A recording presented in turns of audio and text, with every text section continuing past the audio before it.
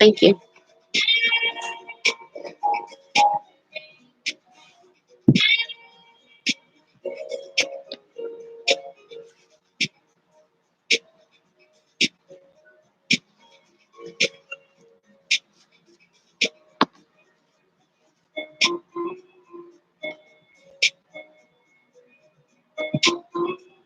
Good evening, everybody. Come on in. Come on in. Welcome to What's on Your Mind. I'm your host, Benita. Come on in. Come on in. Good evening, YouTube. How you guys doing? Come on in. Facebook, how you guys doing? Come on in. Come on in. Come on in. Hey, Pastor Shane. Come on in, guys. Come on in. Come on in. We got to have this talk tonight. And I think it's imperative that we actually start having more of these kinds of discussions surrounding the topic we're going to talk about tonight. So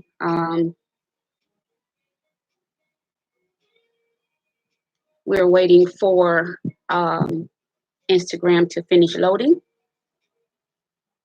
And in the meantime, I hope you guys had a really good day. My day was pretty simple today. I didn't do too much. I did a whole bunch of laundry today. So, and then I did some samples for some of the food that I'll be featuring in my cookbook coming up. I did the sweet potato black bean burger I make. That was a hit. I gave out some samples of that. So, and the responses are coming in. So that went over really well. And then today also I did samples of my salad dressings, two of my different salad dressings, my strawberry salad dressing and my mango salad dressing. So all of that I make myself with all natural ingredients, no preservatives, none of that stuff. I make all of that stuff myself with these little hands right in my little kitchen, with all my little kitchen gadgets. So, so that went well today as well. So, thank you, Shane. Thank you. And so, that's what I did today. And again, a whole bunch of laundry. And so, I was trying to decide if I was actually going to do the show tonight. But then, because talking about the subject we're going to be talking about, it's very hard to get people even interested in this particular subject until it hits them, or until it hits a loved one, or a family member, or someone really close to them, a pastor that they know. Until it hits you, sometimes we're just not as sensitive to different subjects and as open. Good evening, Pastor Bernadette. My sister is on YouTube. Good evening. Thank you for tuning in. And so we're just not as sensitive to it until it hits our home, till it hits our church, until it hits our community, till it hits our family, or until it hits us personally. Then we want to kind of get a little bit more involved. But outside of it hitting us personally, we don't particularly like to discuss what we're going to talk about tonight. What are we talking about tonight? Tonight, we're going to continue our conversation because September is National Suicide Prevention Awareness Month. And you all have been reading, you all have been hearing. Just last week, another pastor committed suicide. And the thing that was ironic to me, that this particular pastor that committed suicide last week, he was an advocate for suicide prevention. And so he would be one to, basically say, hold on to God, he's able, encouraging people that, life is going to get better, things of that nature. He was an encourager to those who were dealing with depression and anxiety or suicidal tendencies or what have you. And then he himself fell victim to the very thing that he was helping others to overcome. And so, and not just for that reason, you guys remember I started sharing my own personal journey. I'm going to get a little bit deeper into it tonight with you.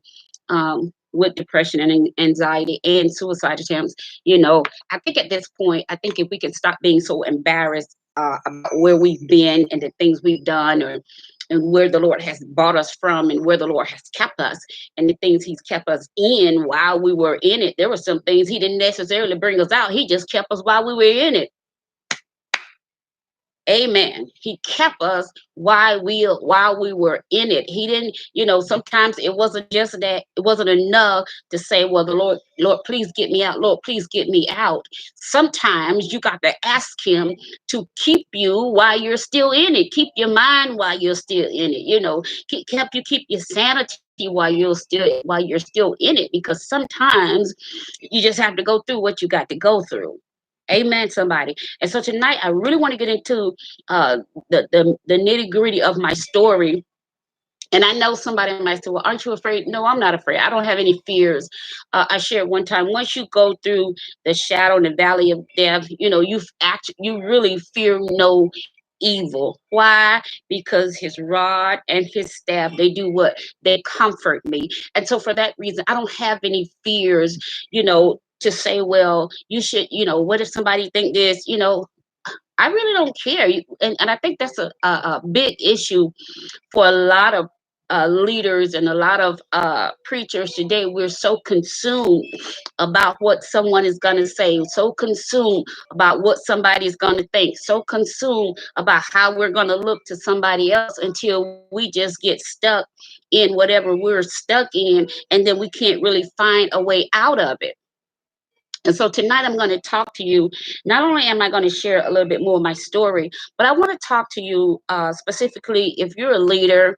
Uh, I would that it would bless me really good, and I'm sure it would bless them if you would tag a leader and you know, invite them to come in and let's talk about this a little bit tonight.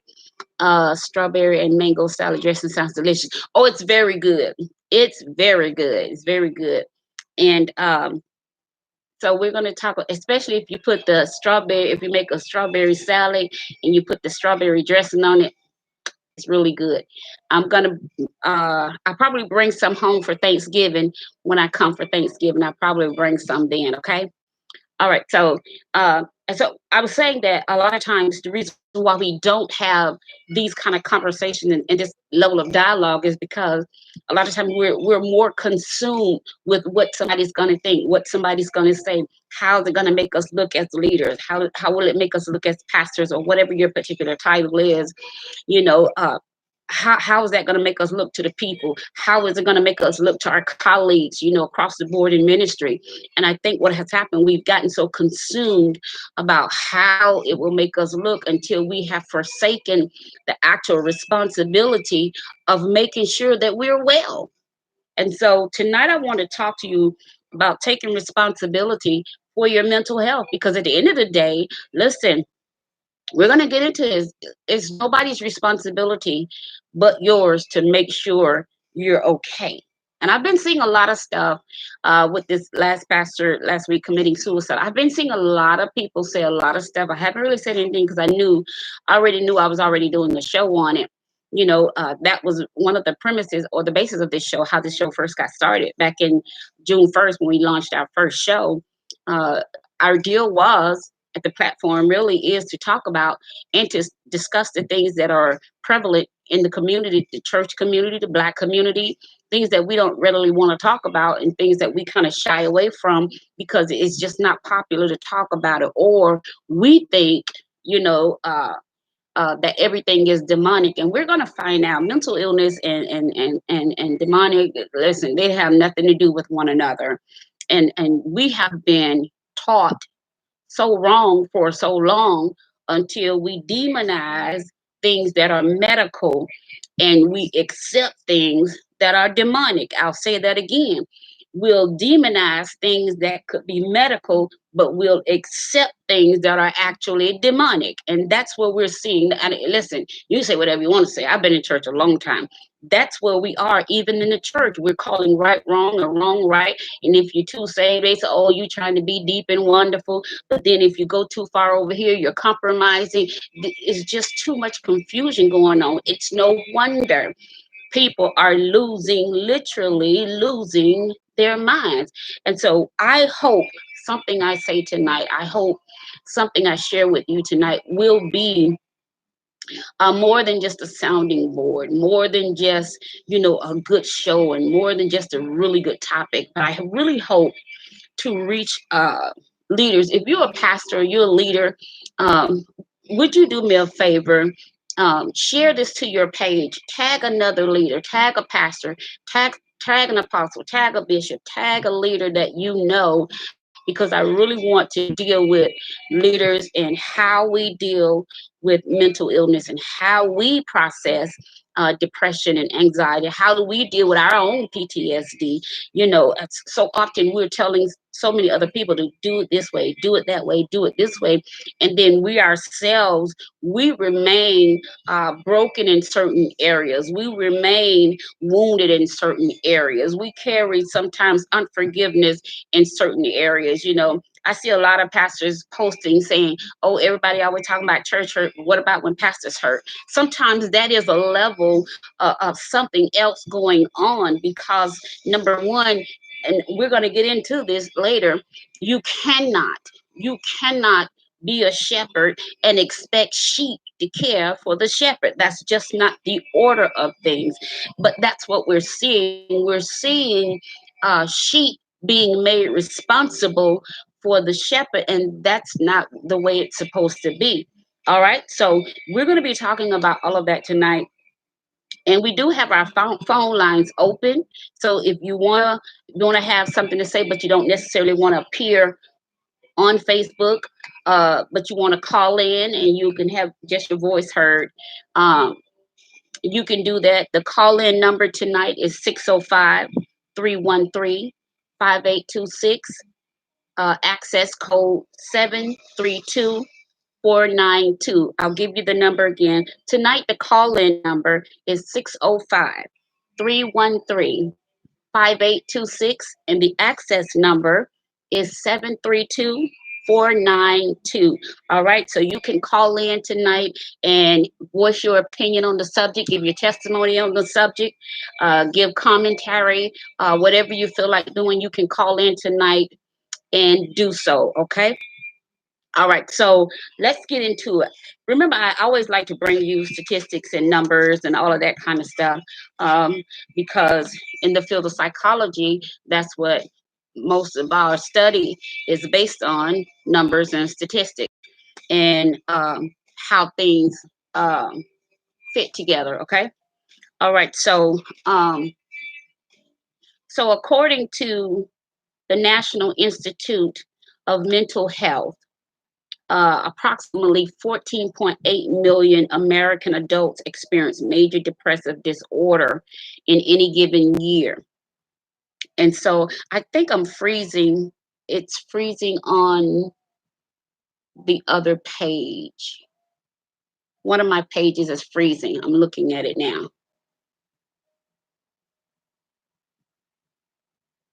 Yeah, I think my main page is freezing.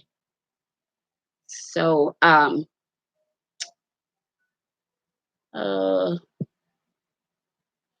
let's see.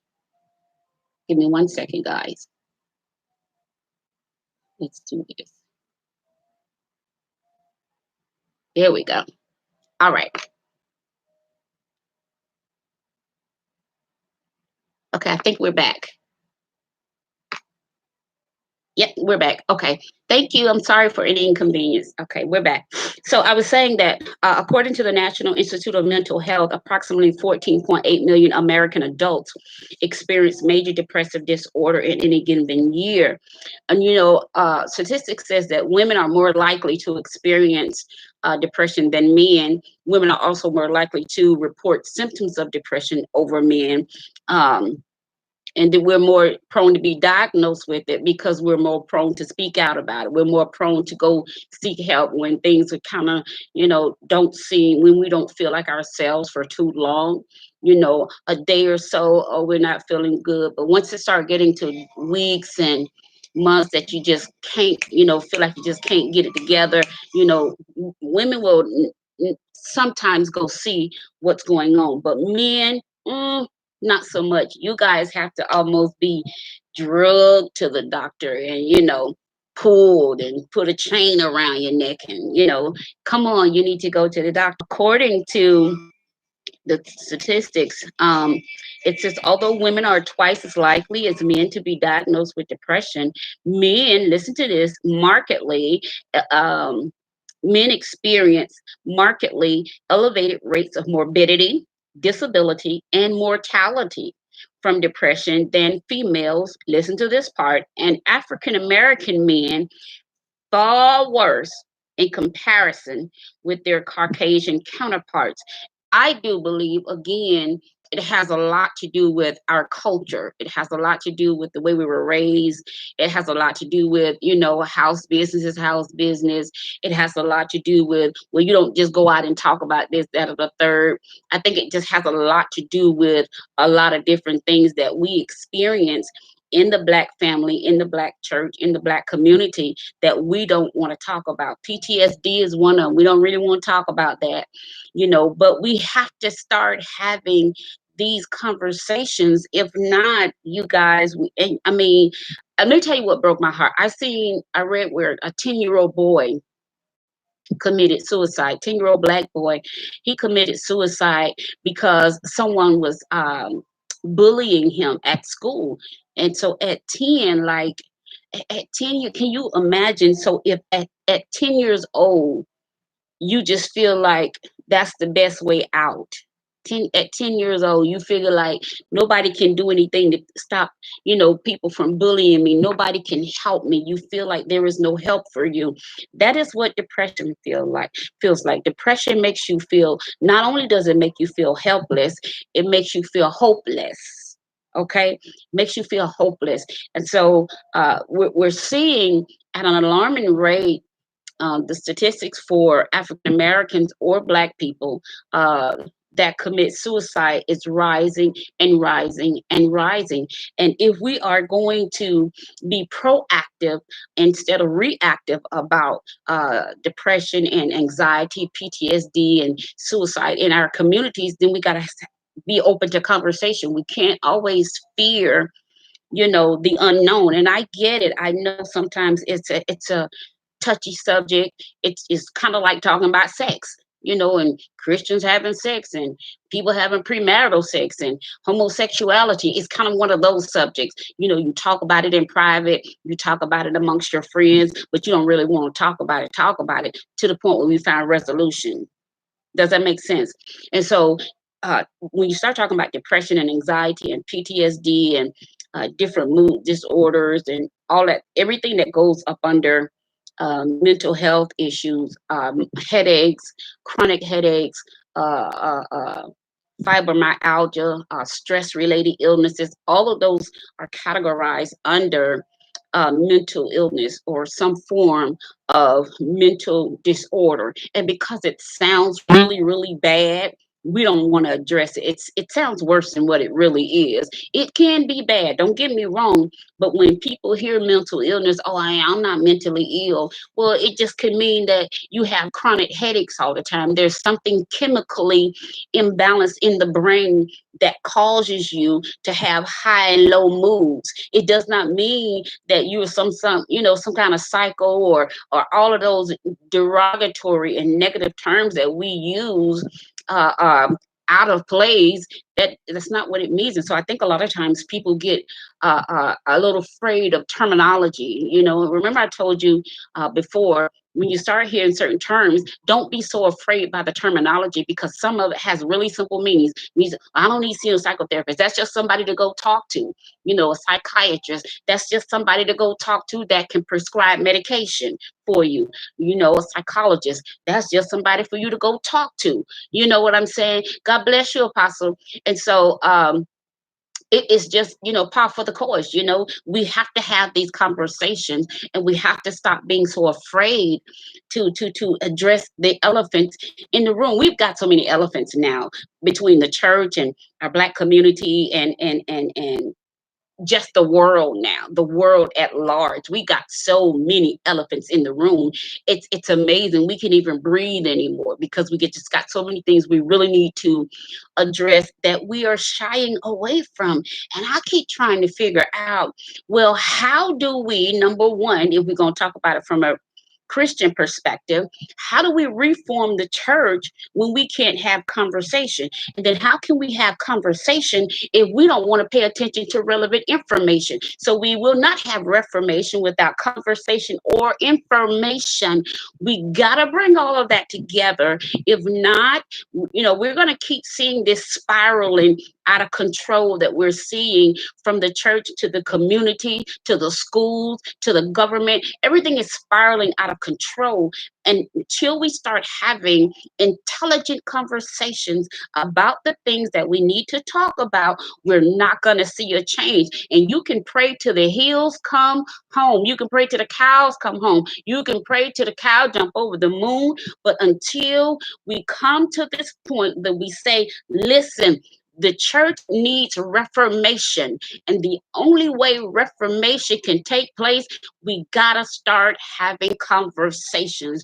Well, we don't just want to have empty and open air conversations. You know the old saying, an empty wagon will make the most noise. We don't want to just have a bunch of empty conversations. We want to have relevant information so that we are actually making impartations so that we can go from here to here to here. We want to reform the church. We don't want it to stay like it is. We can't listen. We cannot stay like we are right now. We cannot afford to keep turning a blind eye as if we don't see what's going on. We cannot. And some of this stuff, I've seen some of you pastors posting, talking about this mental illness. Let me tell you something. Sin is not a mental illness. I wish you would not listen. Give people that actually have mental illness, give people that actually battle with depression and anxiety, give people that actually have PTSD, give people that actually have those issues, give them credit, because listen, everybody ain't seeing it. And you cannot, listen to me, people of God, please, you cannot equate your sinful nature to a medical condition. You cannot say that, well, that's mental illness because this person is a serial cheater, or this person is keep having an affair. Baby, that ain't mental illness. That is a sin nature, and one has nothing to do with the other. You can argue with it, you can debate with it all you want to, but let me tell you what's the final word in any debate. The word of God is the final debate in any kind of in any situation you get in, honey. The word of God is the final word. And if you don't have that, then you're going to be missing out on what's really important. All right, give me 1 second. Let me get this group down here back. A bit more wise in what we say. Okay, they're back. We're going to have to start using a little bit more wisdom when we start saying certain things, because what we're doing, we're calling sin, we're calling that a form of mental illness. And then I seen where someone said, well, mental illness will cause you to sin. That's a lie from hell. Let me tell you something. When I was diagnosed with clinical depression, it did not cause me to sin. And I wish people that have never dealt with anything, or let me put it this way, some of you that are not honest enough to say that you have dealt with depression. Some of you that are not honest enough to say that you've ever dealt with anything, any form of anxiety. Some of you that are not honest enough to say that you've gone through some things where you felt up, sometimes you felt down, sometimes you have these high and low moments. There were times you were a little confused and you couldn't get your thoughts to working right. If you're honest about these things, and then you yourself will be able to say, just because a person deals with mental illness does not mean they are automatically prone to sin. Shall I say that again? Just because a person is diagnosed with any form of mental illness, it does not mean that they are automatically prone to sin. You guys, y'all putting so much erroneous information out there until, I was just like, if I could just ride out through Facebook and just shake some of you preachers that are just putting stuff erroneously out there. And then what's happening is, this is why people that's actually dealing with mental illness, this is why they don't come forward. This is why they won't be as transparent. Here's why I decided to come tell my story. When I was talking to my therapist, which I go every month. I see my therapist every month. Are we clear? All right. So I was talking with my therapist, and she began to tell me how, pastors have one of the highest rates of clinical burnout and thoughts of suicide. Not so much because of the people. We're going to address that too. Not so much because of the people, because once you reach a certain status in religion, you almost take on this God complex almost, because now, instead of people actually looking to God to solve their problems, they look to their leadership. You can say what you want to say. I've been doing this a long time now. So they start looking to their leadership. So in the people's eyes, you start to take on this God complex. And the more they put that on you, the more it starts to sink into you that, yeah, I can solve their problem. Yeah, come talk to me. Come see me. So after a while, you find yourself, instead of turning them to God, we start turning people to us. And so it's not the people's fault. I've seen a bunch of pastors saying, well, if your pastor is, tired or depressed, or that means y'all not praying for them. That's another lie y'all putting out there. We got to stop this. All right. Let me get back to my stats. Then we're going to get back into what I'm saying. Because if we don't start having these conversations, you guys, listen, people are going to keep putting wrong information out there. And anytime you put wrong information out there, you're going to get wrong results. And the reason why people don't come forward, because as soon as they come forward, you guys start saying, well, people ain't praying for them enough, or we need to rebuke the devil, or you need to go on a fast, or you should be praying more. You should be doing this. And let me tell you this. Anytime something has not hit you yet, or hit your household, or hit someone really close to you, you all not try to be an expert on that subject.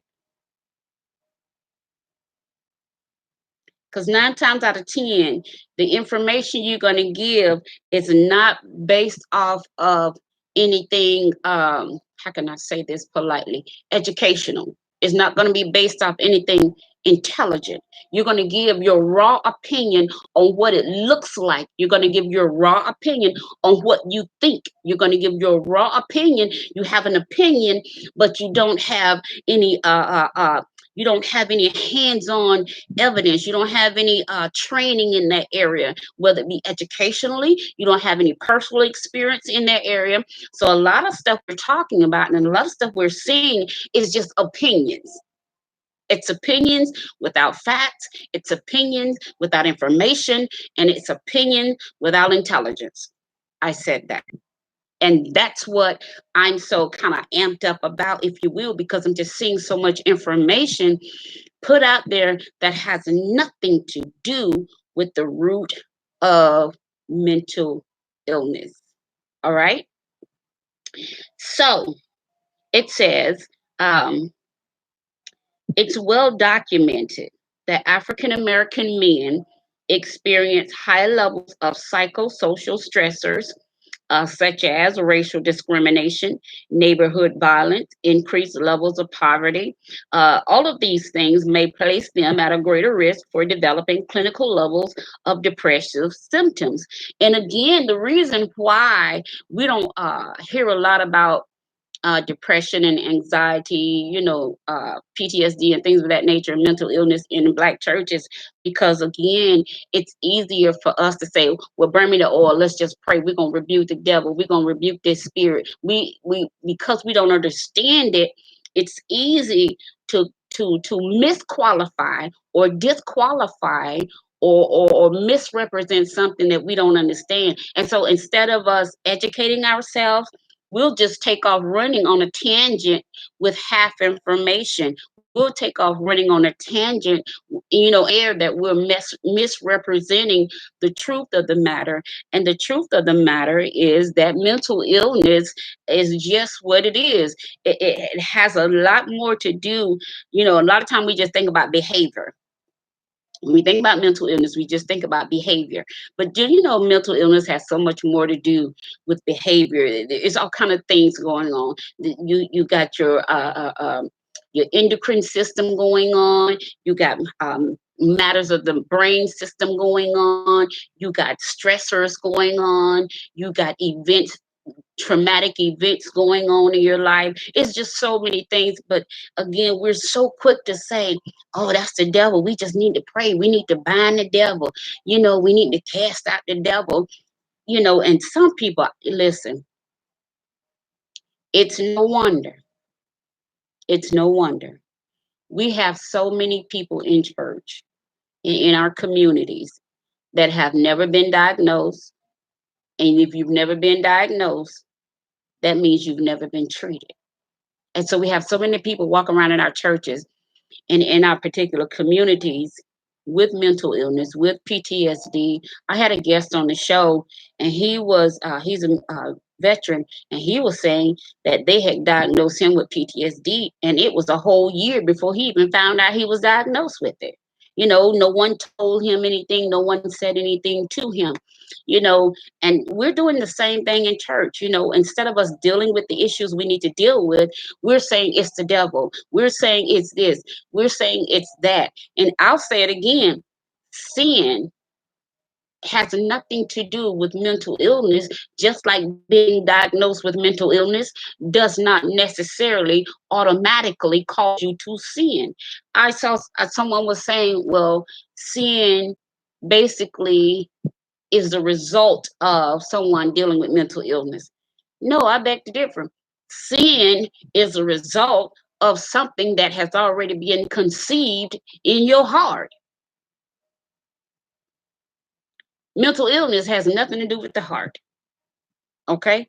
And so what aggravates me is when I hear that and we're putting out erroneous information and nobody wants to be checked. If you're a bishop, you don't want nobody to check you. You're an apostle, you definitely don't want nobody to check you. If you're a pastor, you don't want nobody to check you. Y'all don't want nobody to tell you. You're putting out wrong information. And 9 times out of 10, when we put out wrong information, we're hurting more people than we're helping. Yes, yes. So on YouTube, they're saying, yes, I do agree with, yes, I do agree. There's just too much wrong being made to be right, and also uh and all right to do. That's absolutely right. That's absolutely right. And so what we have to do is we have to start saying, listen, if you have never dealt with mental illness, if you have never if you're not honest enough to say that you have dealt with it, then you don't need to speak on it. You just need to say, well, I'm praying for you, and bid people Godspeed. You don't need to try to get into a dialogue about something you're not even willing to be honest about, because really, if you're just talking to be talking, but you're really not being honest, nobody wants to hear that. You know, I know I don't. So, you African American men are significantly less likely to be diagnosed with depression when compared to men of other ethnicities. Why? Because our African American men or black men, whichever you prefer, you know, um, hold on, YouTube said they're freezing in and out.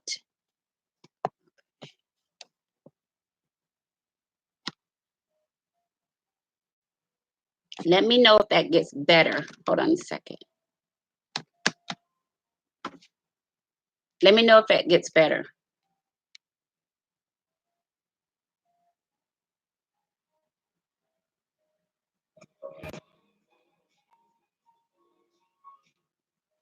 Let me know if it's doing it, okay? And I'll see what else I need to do. All right? Okay.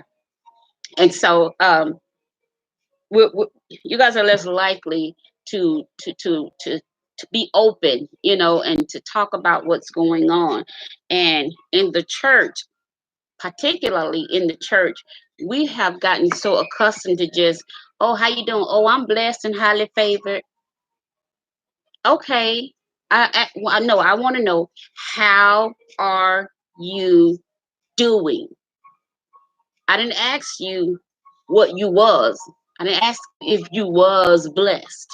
I asked you, how are you doing? But see, this is what we do. We're so spiritual until we're missing just the basic natural connections with one another. And I think too, that's how we became so insensitive to one another. That's how we became so inclined only to know about how we're doing and about ourselves. Because sometimes when you ask somebody how you doing, they won't give you a direct answer, or they'll say, oh, I'm just blessed, or God is good. We're so cliche-ish until we can't even have regular dialogue and conversation. If I ask you, how are you doing? I want to know, how are you doing? I'm not asking you what the Lord is doing for you. I'm not asking you for a testimony. I'm not asking you for 3 points and a closing. I'm asking you a very simple, straightforward question. How are you doing? It's a spiritual, and talk about medication too. And so, when you start talking about how do you broach the subject of depression and anxiety and mental illness, it's one of those subjects you just got to get in there. You just got to get in, and you got to handle it. You got to talk about it. And a lot of times, I said this from the first time I did the show, uh, based off of me personally. Um, Being diagnosed with clinical depression, dealing, if you're new to the show, um, some of you, if you're new to the show, you won't know that I am a brain tumor survivor. I had two different types of brain tumors, and one of them, they were only able to remove 3/4 of it. So naturally, anything that's foreign in the body, foreign in the brain, is going to cause you to be imbalanced at times. And I didn't understand why I was having strokes, and my weight kept going up and up and up and up and up and up and up, and couldn't understand why I was going through all this stuff I was going through, feeling up and down, um, and even at times feeling suicidal. And I did not know what was going on. And I just knew I was just tired of being sick. And I was like, what is going on? I've been serving. I would talk to God. I'm like, God, I've been serving you. I would pray. I would fast. And it seemed like nothing was helping. Then I started saying, well, God, are you angry with me? Have I displeased you in some kind of way? Because that's another thing that I think we teach erroneously, particularly in the Black church. We teach that a certain amount of suffering and a certain amount of going through is because of this, that, and the third. We won't just leave it at, it's the will of God to bring you to this place, or it's the will of God to show forth his grace upon your life. It's the will of God to show his miraculous power. We don't talk about it from that perspective. But what we do, we'll demonize that person, or we'll demonize their sickness, or we'll demonize their situation to such a point that they don't even want to talk to anybody, because every time they try to talk to somebody, we make them feel as if, they have sinned in order for this to have happened to them. Well, that was not the case.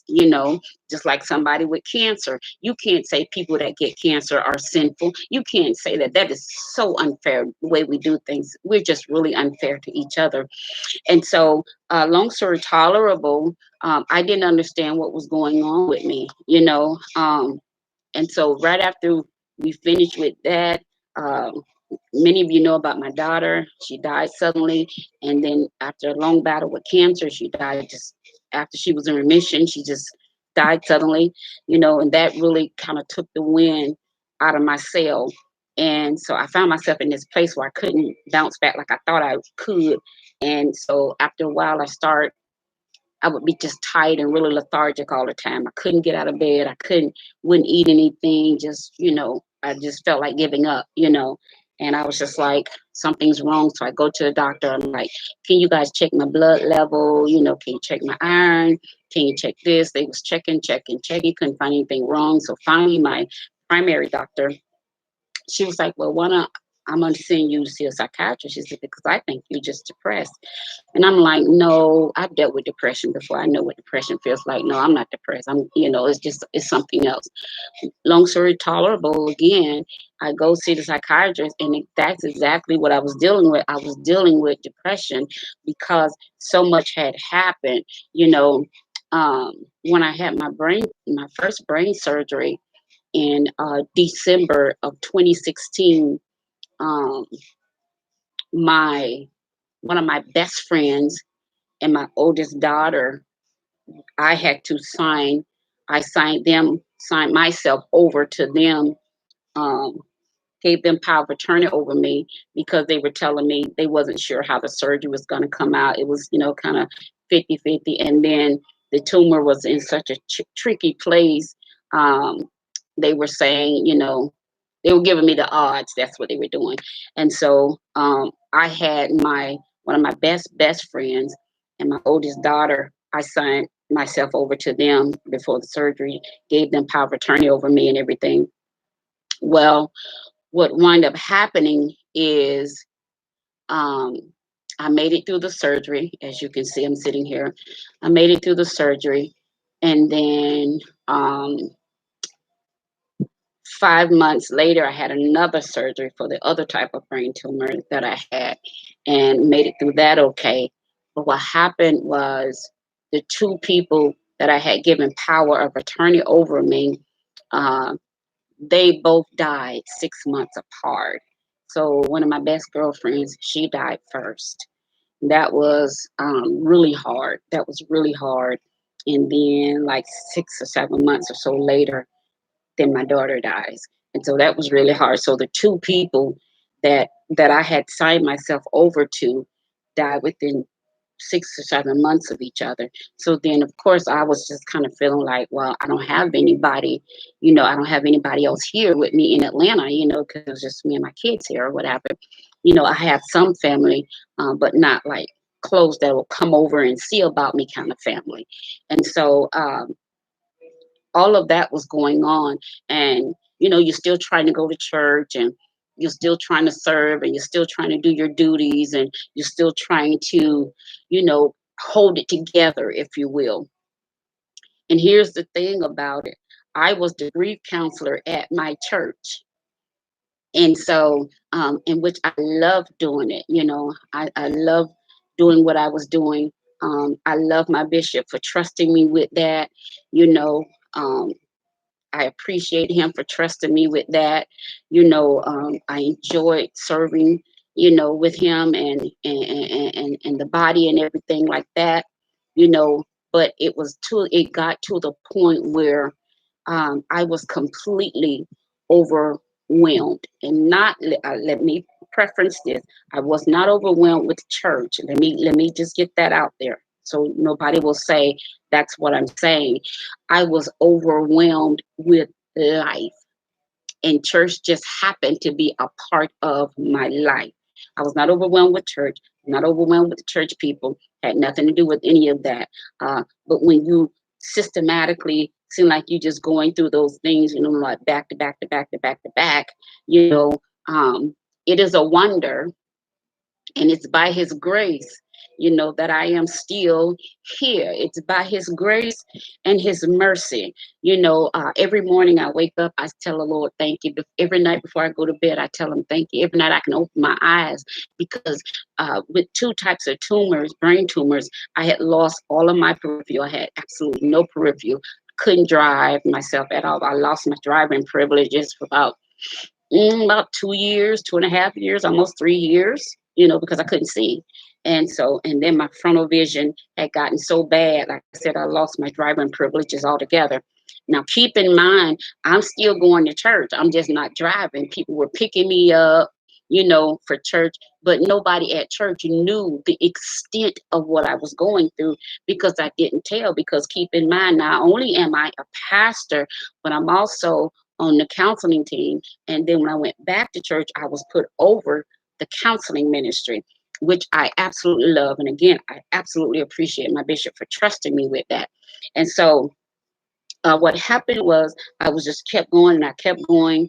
Um, I would just keep going, and in the back of my mind, I kept thinking, I need to rest. It was like my mind kept telling me, you gotta rest, just stop, because I never really, I was talking to a friend yesterday and he brought it to my attention. He said, for the past 2 or 3 years you've been going, nonstop through these surgeries, and he said as soon as you start feeling better, you up and running again. And it didn't really dawn on me that I have not even just taken a week, just to maybe go by the water and just do nothing, you know and because doing nothing, once you've been in ministry so long, doing nothing feels almost like a sin to you. And so I was just going and going and going and going. Sometimes I would be so busy, and then at the end of the day I would feel completely exhausted and feel almost defeated, because with all that busy work, sometimes I would still feel like I hadn't done anything, or feel like it wasn't enough. So I would just lay down and try to, and then get back up. There were nights I found myself staying awake until the sun would come up the next morning. Just mind just going. I gotta do this, gotta get this done, gotta get that done. And before I knew it, one day I went to get up out the bed. My mind was telling me I was getting up, but my body was still laying in the bed. And so it was at that point I realized, wait a minute, I'm not functioning anymore. I would get up, take a shower, get back in the bed. I would get up, maybe go to the bathroom, get back in the bed. Get up, maybe get something to eat. Here's when I realized I was having a real problem.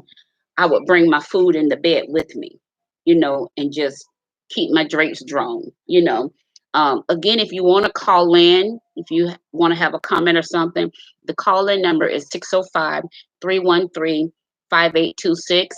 And the access code is 732-492. Again, 605-313-5826, and the access code is 732-492. You can actually call in. The phone lines are open. You can call in and give us your opinion, your testimony, or your comments while we're talking, and you will be heard live on the air. All right, and you can remain anonymous. All right.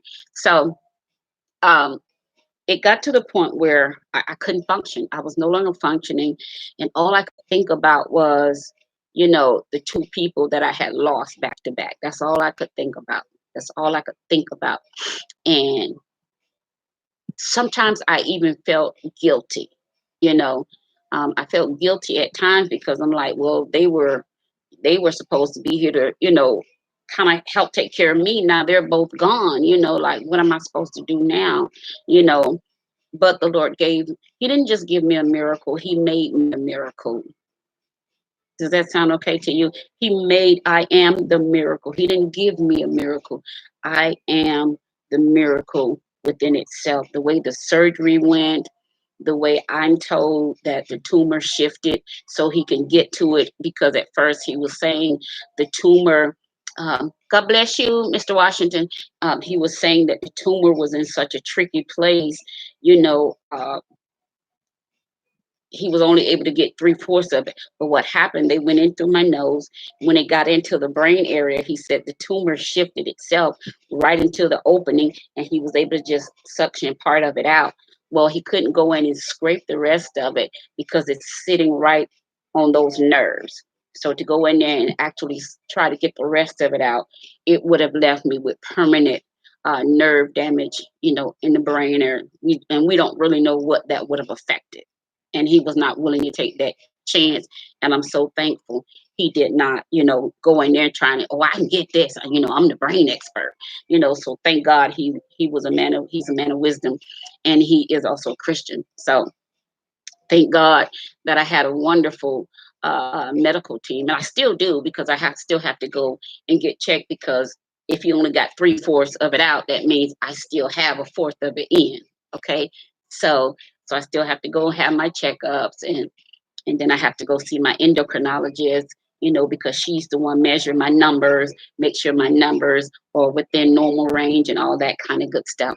So when you start talking about people that deal with mental illness, I really want the church to stop saying it's a spirit. And I want you guys to start getting some education on how the brain actually functions and how your endocrine system functions in concert with the brain. Okay, I want you guys to educate yourself. And then I said this as well: if you're a leader, a pastor, or a preacher in any capacity, take a psychology class. Just go take a 4-hour course, just so you can understand behavior and what's behavior patterns, what's patterns that are from our parents or in our DNA. Go take a class so you'll know what's what. So you'll stop demonizing things that are medical and stop accepting things that are demonic. Okay, because there are things that are demonic. Mental illness just happen to be not one of them. That's not one of them. Now, when you get into all different kinds of schizophrenia and different personalities and things of that nature, then sometimes you can start looking a little bit more into the spiritual realm of things to see what's kind of going on. But mental illness within itself is not demonic, and the behavior sometimes that comes with it is not demonic. What makes it demonic is when people start doing things to hurt other people. As long as people, this is what I believe, as long as people are not hurting other people, you guys got to stop calling people with mental illness sinful. You got to stop calling them demonic, because what you're doing, you're hurting people that's already hurting. I said this: if, let's just say, think about this. Somebody came to you, you're a leader. Somebody came to you and said, I think I'm dealing with depression or what have you. And the first thing you do and say, well, let's just pray. We're going to pray that spirit off of you. We're going to pray that demon off of you. We're going to pray the demon of depression. We're going to pray the demon of suicide. We're going to pray the demon of anxiety off of you. So now you have a person that's already dealing with mental illness. And so now you're going to send them away. You're going to compound their issues by saying that they have a demon. So when they walk away from you, they might cry. They might go through all the things that you tell them to go through. Say, thank you, Jesus. Thank you, Jesus. Okay, you healed. So now what's going to happen internally, they're going to walk away thinking, not only am I dealing with mental illness, but now I got to deal with a demon that I got. You all see how that works. And so, because you don't ever know where a person is when they're dealing with mental illness. And I'll say it until the cows come home, because we are not honest. We're not honest when we have these kind of discussions. We're quick to say, oh, I ain't never, I've never. Then if you ain't never, you ought not be trying to talk about it. All right. All right. So, and that's the problem I'm seeing. I'm seeing people trying to address stuff that they don't know anything about. And we're giving out erroneous information. All right. So let me give you another statistics. 322 million people worldwide live with depression. 322. 322 million people worldwide live with depression. Most of them, a lot of them, are in our churches. But the reason why we don't recognize it is because we don't know it. And if we know it, we ignore it. Because we're so quick to, again, demonize everything that we don't know. Anything that doesn't look like it fits within our realm of what salvation is, or what holiness is, or what normal is, we're going to demonize it, to be something other than godly or godlike or Christ-like. We're going to make it seem like it's something other than what it actually is. Okay. And so I want to just read to you real quick, and then I got some questions I want to go over with you. I want to just tell you what things can cause depression, and what are some of the things you as a leader can look for among your congregation, among your family members, your loved ones, your coworkers, people that you see on a regular basis. Instead of you being so spiritual and, uh, trying to, hold on, let's see if somebody is on this line. So spiritual and trying to, I'm sorry, I dropped the phone. Um, Instead of trying to be so spiritual all the time, sometimes it's best that we just slow down, take a moment, take a few deep breaths, ask God for wisdom. Then you can deal with somebody that's dealing with mental illness. But to just pop off right off the bat and not have the information you need or the education you need or the wherewithal that you need to deal with somebody that has mental illness, you should be quick to, I'm sorry, to refer them out to someone. Hold on, let me open up the line again. I don't know if someone was trying to call in.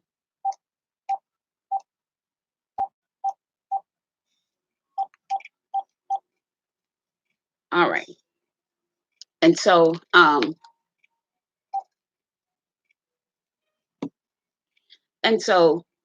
there, the types of depression. Oops. Sorry, guys. If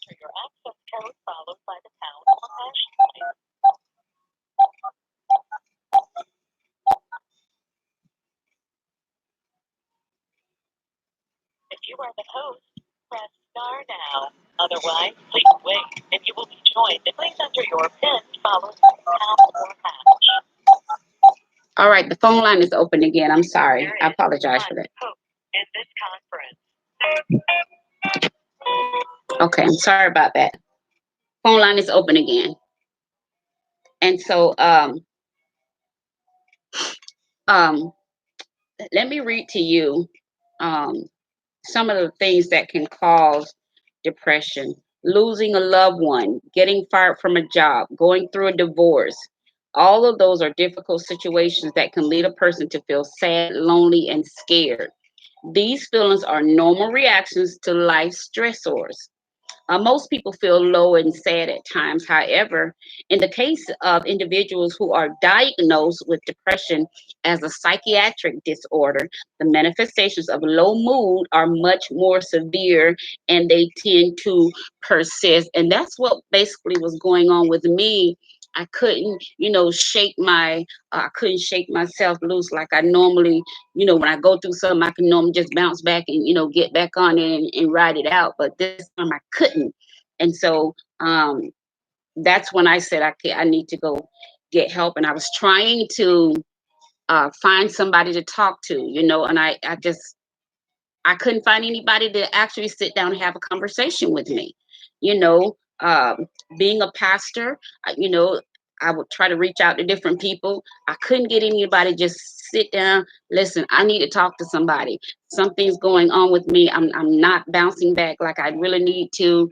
I need to talk to somebody. But I couldn't get the help I was looking for going through the churches. Not churches, but trying to go through colleagues and to the church, and there was no help for me, because again, once you are a pastor, I think sometimes people are less um we're pastors are less sensitive to one another. Let me say it that way. We're less sensitive to one another um when we are in ministry. And so I could not find anybody that would just sit down and have a conversation with me. I kept saying, I need to talk to somebody. I need to talk to somebody. And it just got to the point where I got tired of asking anybody. And so I went to my doctor, and I'm glad I took the step that I had to take, to see about me, because at the end of the day, nobody else is responsible for me but me. Okay. So it says depression occurs more often in women than men. Some of the differences in the manner in which the depressed mood manifests has been found based on sex or age. In men, it often manifested as just tiredness, irritability, and anger. All right. In men, I'll say it again, Instagram, if you guys get cut off, I'll bring you right back in. I think you guys are going to get cut off in a few seconds. If you do, come on back in. I'll bring you right back in. Okay.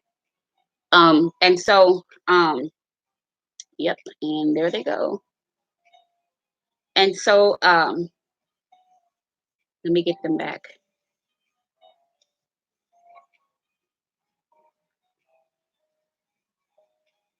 There we are. And so it says that when men go through depression, it's manifested as anger, irritability, and tiredness. You know, um, they're very lethargic.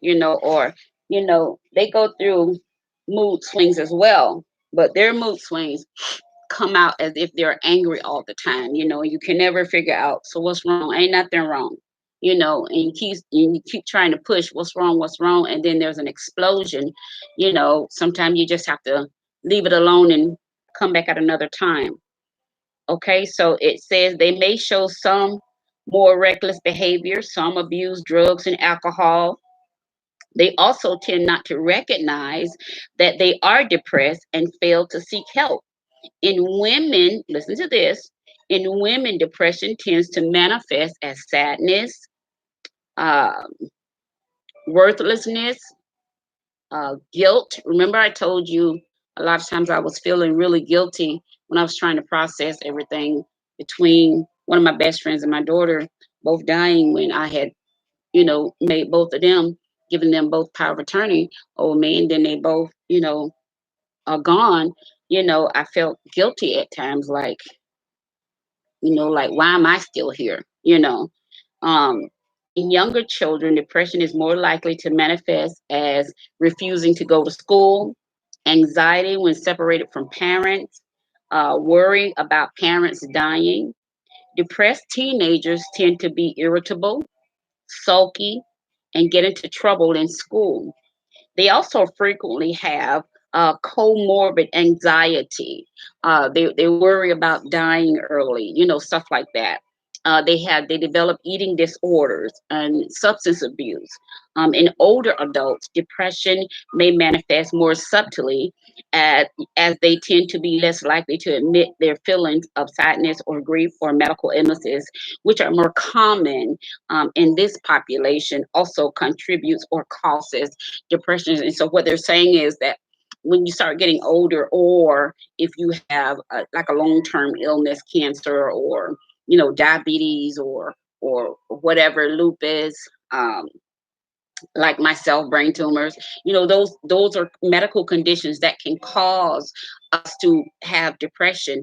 And so while we're seeing so much suicide going on, we're these conversations, because what we'd rather just say, oh, that's a spirit.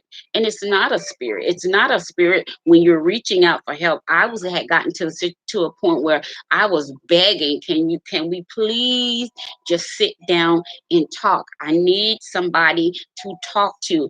It was like every day I could feel it was like a volcano.